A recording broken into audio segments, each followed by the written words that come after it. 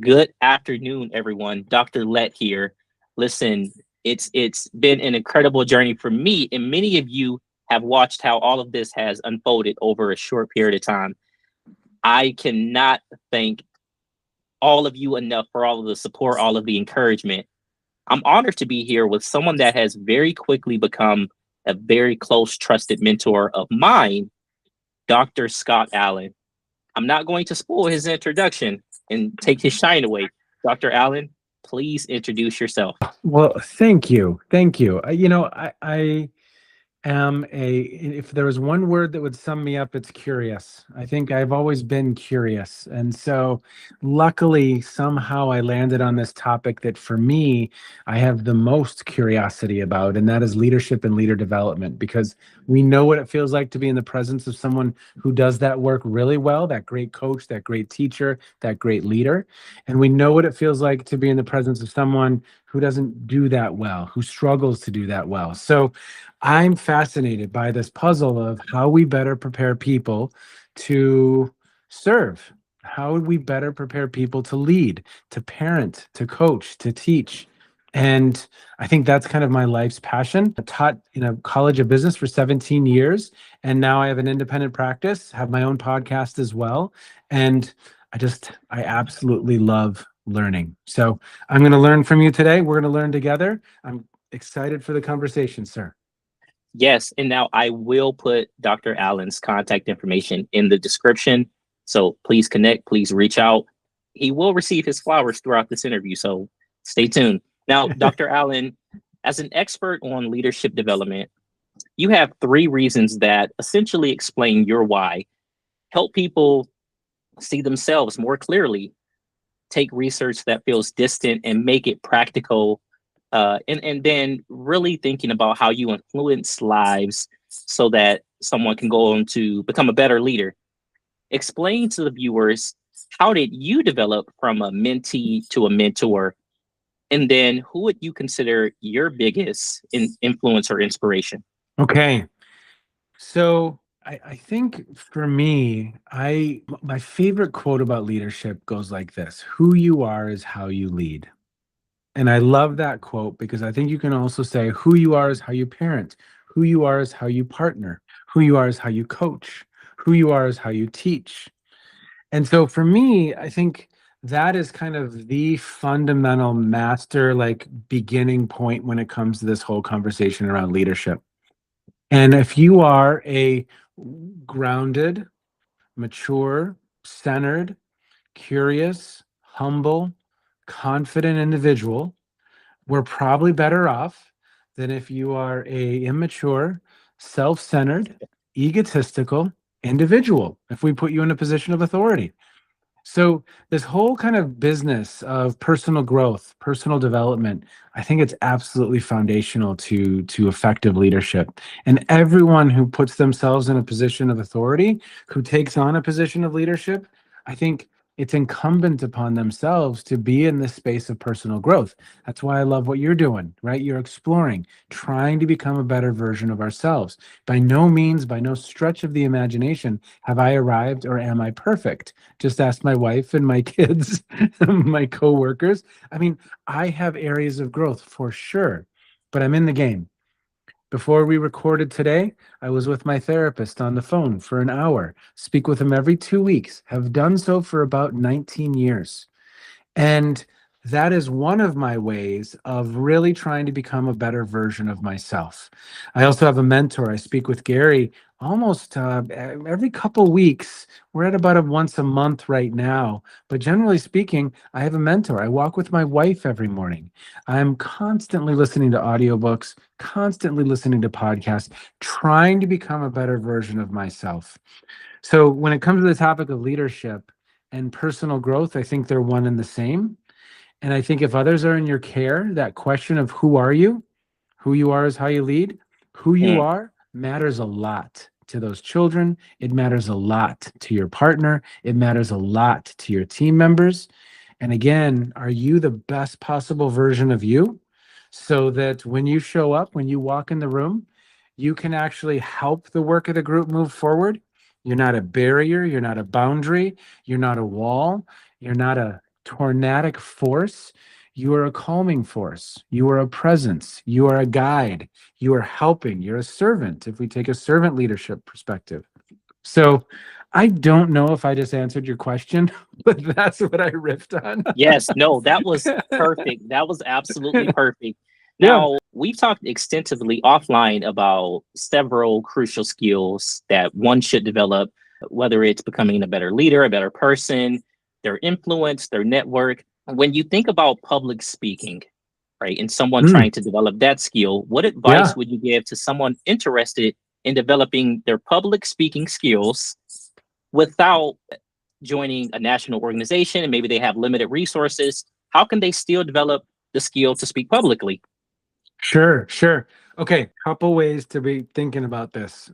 First, there's audiobooks, about TED Talks. There's a bunch of books that you can get from the library. If it's a passion of yours to be a keynote, to be a speaker, there's a lot of resources like on Libby, at least that's the app that I use that's free, where there's all kinds of stuff that you can do, that you can tap into. The National Speakers Association has a podcast. Toastmasters has a podcast. Dale Wow. Carnegie has a podcast. So those are all free resources where literally you can hear from the best in the world. And all you need to do is get into the habit of listening. If you Wow. truly, truly, truly want to develop this skill and develop that talent, there's some incredible resources. There's individuals like Nancy Duarte, who she for decades has helped the best leaders in the world design presentations and think about how they're communicating. And you can go to duarte.com and there's a whole host of resources there. There's another gentleman named Gar Reynolds, Reynolds, Gar, Garr. He has a whole section on his website of how to think about designing PowerPoint slides, beautiful slides, delivering those slides. He has TED Talks that are just masterful. So at our fingertips is on YouTube, in Libby. It's amazing to me what we have at our disposal when it comes to learning. And from some of the best. Dale Carnegie, incredible podcast. Toastmasters, wonderful podcast. National Speakers Association, learn from the best. People who are making 6-7 figures a year speaking, and they're on that episode every week. You can learn from them. So I think those are a couple things that come to mind.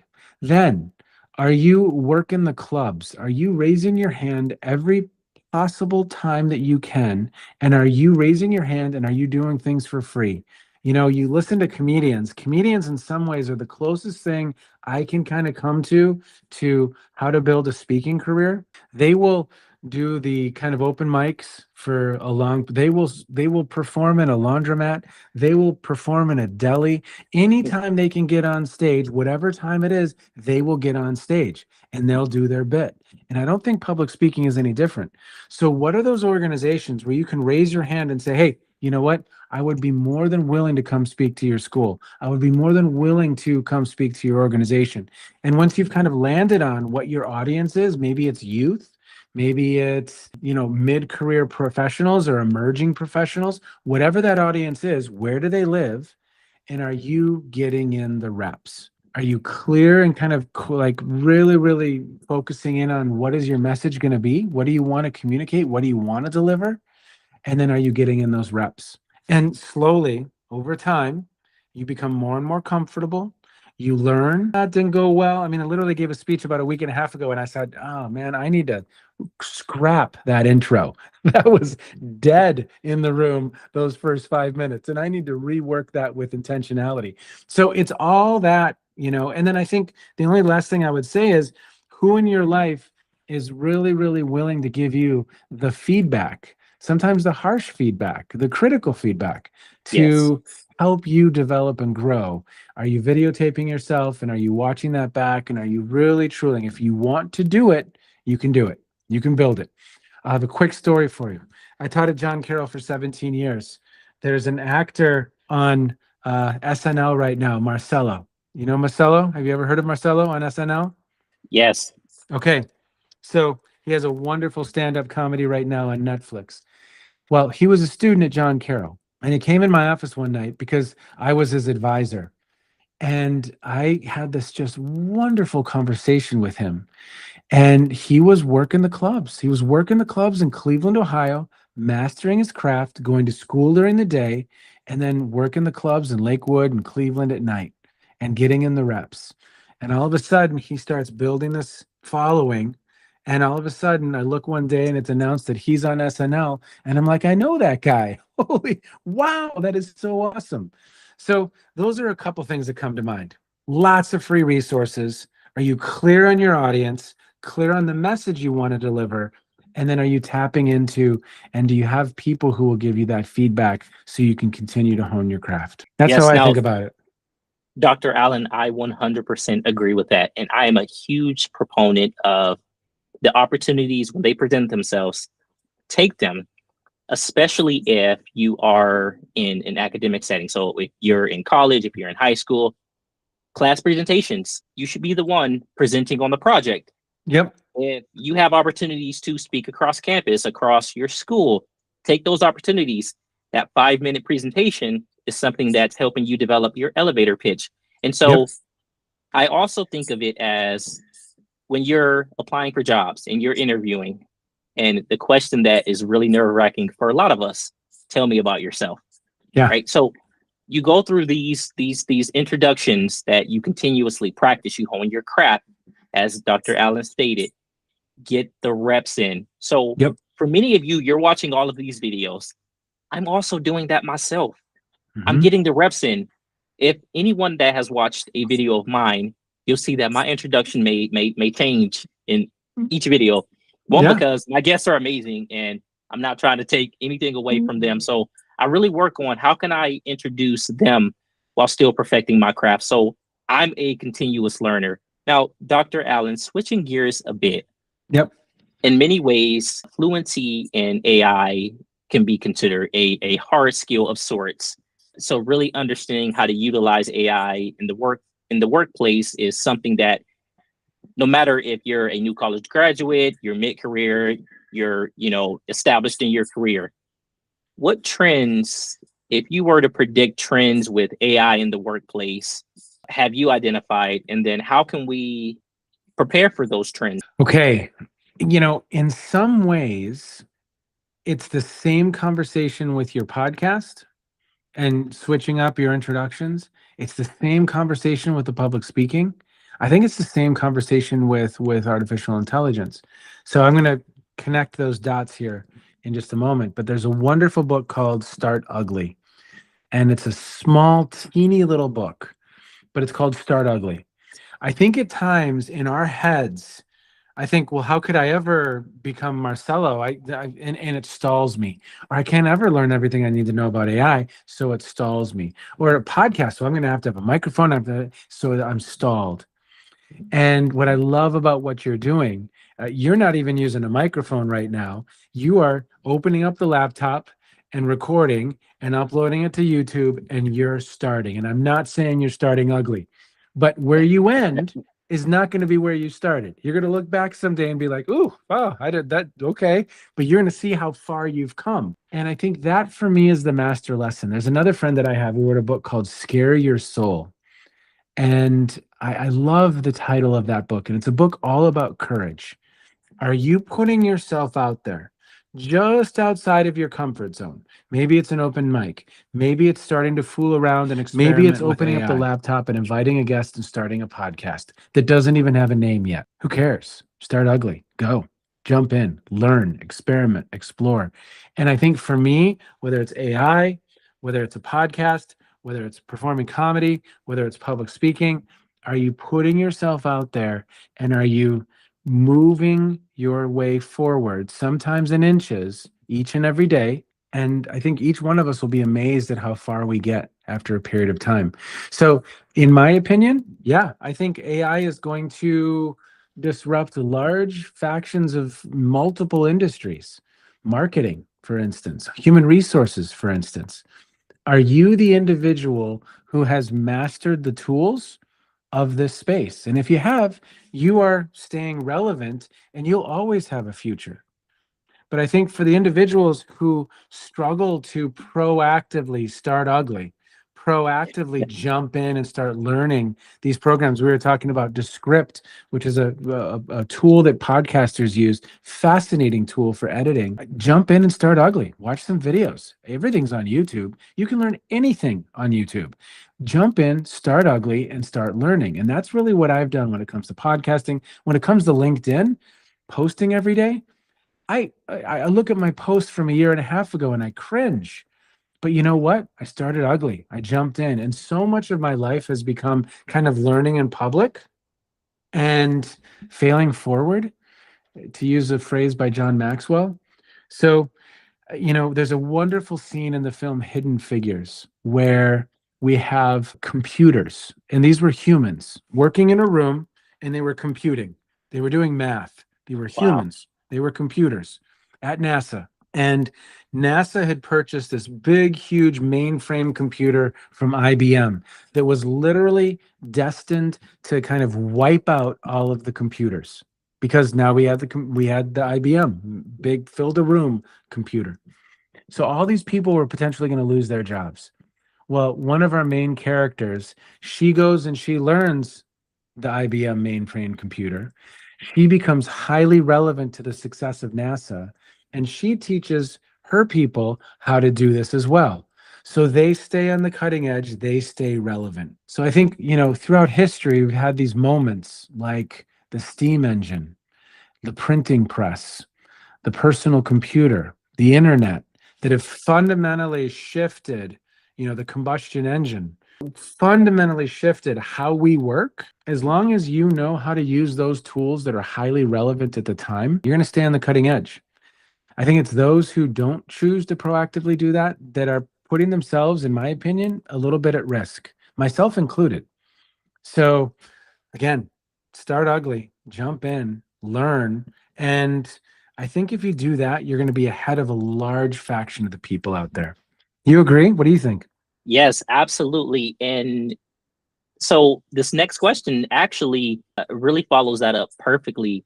And you're actually going to answer this question for me and for many other folks out there. Okay. Graduation season is upon us. Mm-hmm. So there are many folks that have recently defended their dissertation. They're preparing to defend. You have coursework, comps, all the fun stuff. Yeah. What advice do you have for new doctoral holders, whether it's finding a job, practically applying their acquired knowledge? What would you tell a new doctoral holder? Well, okay. For really anyone, whether it's a new undergraduate, graduate, it could be a PhD. I think one of the master lessons that thankfully was taught to me at a young age was, are you constantly building your network? I think probably it's the end of the week, it's Friday. I had 2 networking meetings today. Now, these are people I've known and I've known for years, but reconnecting with one, it'd been 7 months. Reconnecting with another, it'd been just a month. And I had lunch and I had a coffee. And probably 6 times this week, I accepted those requests, or I proactively made those requests to network. So I like the word network because I think when we need a community, it's like a net.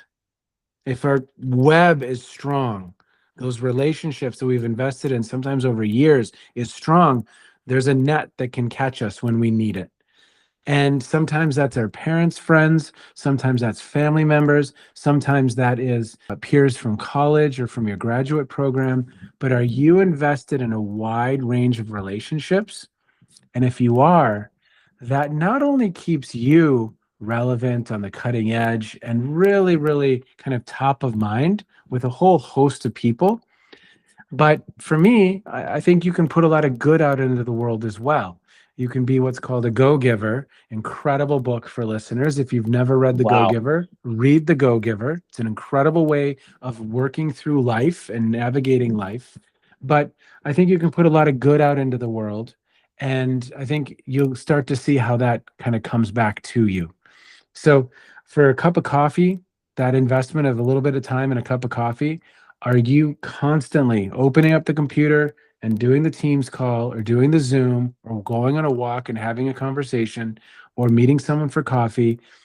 I think it's the individuals who haven't invested proactively in that network, and then they're submitting their resume to what is being filtered by AI now. And all the research on jobs suggests that pretty much most people get a job friend of a friend. So the Wow. larger your Yes. network, the larger that body, the larger the opportunity is for you to really truly kind of make those connections and accelerate that process. But the folks I know right now who are just blindly putting in, I don't even know what some of the resume services are right now. It's just you're kind of wasting your time. Go have a cup of coffee with someone who's a connector, someone who has like 20,000 connections on LinkedIn. Have coffee with that person and it'll get you like where you want to be a little bit more quickly, right?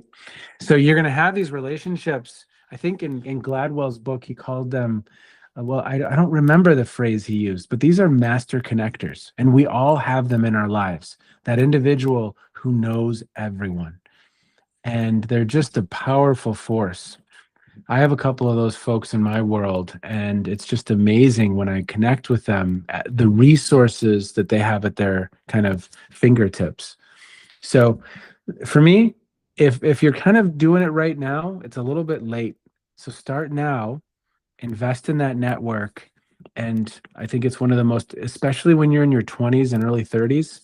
Oof, man, it's an Wow. awesome investment of time. It just is. And not a large portion of it might not lead to anything, except for maybe a great conversation. But networking also does something that you're doing here, which is communicating. And after years of networking, I can have a conversation with anyone. I can Yes. slide in and out of conversations really, really easily. And I'm not saying that in an egotistical way. It's just because I've been practicing it, I've been doing it. So now with clients and people that I'm working with and participants in my sessions, I can ease in and out of relationships and make connections and get to know people pretty readily because I've been practicing that. People who haven't been, it's just a little bit harder. No different than, going on that interview and you haven't practiced. It's going to be awkward. It's like, Yes. so that's how I think about it. Are you building and are you investing in building your network? Now, I will say, I told you I would give Dr. Allen his flowers. Dr. Allen, for me, he's that person I reached out to and I said, teach me everything, right? And the humility that he demonstrated when responding, engaging with me is something that I do not want to get lost within this interview because he's dropped so many gems. I reached out. I wanted to build my network. I wanted to connect with people that I knew could teach me things that I didn't know, right? And so Dr. Allen for me is that master connector of knowledge and just so gracious with his time, really the effort into my growth and development. And while I think I'm important, the name recognition wasn't there at the time. And so as I continue to grow and build my network, it's something that I proactively, as he mentioned, it's almost as if he was describing me, y'all. Yes, I you did. You reached proactively have out. reached out. Yes. Yes. So Dr. Allen, I would like to ask you, when you have someone like myself reach out for that purpose, can you talk to the viewers about how that's what that's like for you on the receiving end? Yeah, I think a couple things come to mind that I would just keep in mind. And I think I really, when I am reaching out to folks who I'm looking up to, that I want their time and I want to learn from them. And of course, I have those individuals in my life. I always work around their schedule. I always pay. I always send them a note of thanks. I always follow up even a few months later, a few weeks later, and say, hey, I did this and this is going on. And I just wanted to say thank you. I stay on their radar. And so those are a couple things that I respect their time. I show up on time and I really, I will go to them. I don't make it difficult for them in any way, shape, or form to work with me, to help me. And so I think those for me have been some best practices that have really, really worked. Show up, say thank you, be gracious, buy their cup of coffee, follow up, show up, And you know what? Good things happen. Really, really good things happen. And when I do that in a way that it's not like I'm needing something in the moment Yes. from them, it's just because I want to build a relationship, that's super helpful too. So it's the folks that, I had an individual reach out to me. It was a former student. I don't even remember this individual. I had thousands over the years, and this person hadn't been in touch with me and hadn't really tried to keep the relationship going and asked for a letter of recommendation. And I'm like, I don't even know what to say about you, Jimmy, because I don't remember, I don't remember anything. So are you reaching out and building that relationship proactively before you need something? And I think that's an important element of all of this as well, because sometimes it can feel very transactional. The only reason Yes. I've reached out and I'm pretending like I care about catching up with you, but I really kind of don't. I just need this from you. Yes. That can oftentimes feel a little bit like, do I want to give this my time? Right. So is it proactive? Is it authentic? Are you making it easy for them? And are you being appreciative of their time? And those are a couple things I have in mind because I'm doing the exact same thing. I have mentors kind of older than I am. I have mentors that are my age that have wizard-like skills around finances or other things. I have mentors that are younger than me who are helping me learn things or stay relevant in certain areas that I'm learning from. So yeah, I think it's just about that genuine basic respect, follow up, follow through.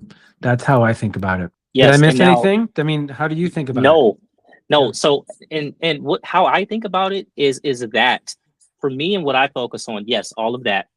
I focus on trust, right? So Hmm. to ensure that anyone that I engage with, whether I'm looking for a mentor or someone may want me to mentor them, has there been trust built? Yep. And because to ensure that it doesn't feel transactional, I Yep. really want to ensure that there's a trust. So for anyone watching this, that we've engaged as far as any of my interviews, you understand my process and how I'm very intentional about why I want to connect, and make no mistake about it. I want to continue engaging with my network. And so for Dr. Allen, I did exactly that. I Yep. I messaged him approximately a few months or so after Yeah. Yeah. I had Which done is some Dr. rare. Allen. Which is Yes, rare. Yep. which is actually surprising because he's amazing, right? And so you are going to connect with him, everyone. But I wanted him to know that, because for me, as I've stated throughout all of my interviews, I consider myself the biggest learner that you will ever meet. And Mm. so when I engage with someone, I'm giving them their flowers privately, but also publicly to say, you've done this great, you've taught me that thing. And it doesn't have to be, I don't want to minimize anyone's impact, but grand in terms of that big bright idea. It's the things that can help you in your day to day, that one piece that can take you from good to great. And so for Dr. Allen and what he has poured into me, it, it it should be acknowledged. It should be celebrated. And Dr. Allen, I would like to say for anyone watching this that they want to know how great you actually are and engage with you, how can they connect with you? So one of the easiest ways is LinkedIn, Scott J. Allen on LinkedIn. And another way is just Scott J. Allen, or I should say Scott at scottjallen.net. And so that's the email, or just scottjallen.net is the website. So LinkedIn or the website, or pop me an email, and I'd love to connect for sure.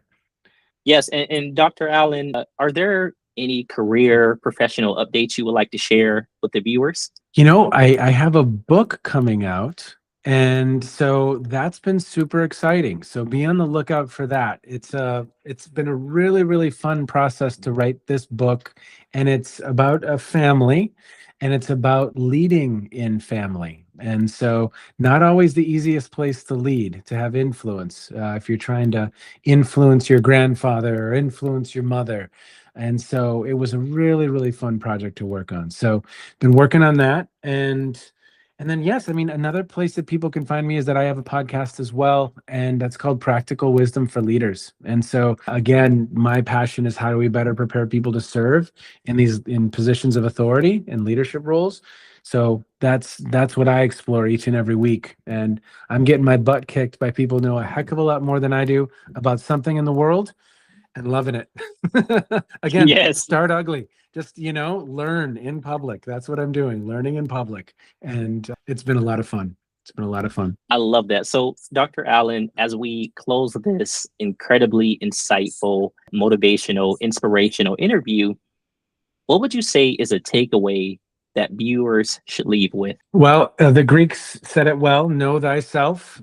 I think if everyone listening to this, if everyone watching this is doing a little bit, and it could just be that you're listening to 5 minutes of an audiobook. It could be that you're listening to a podcast like this. It could be your faith. It could be meditation. It could be an audiobook. It could be any number of different, a hobby that helps you be the best version of you. What are you doing each and every day to become that best version of you? So that when you are a parent, when you are coaching, when you are leading others, you know what?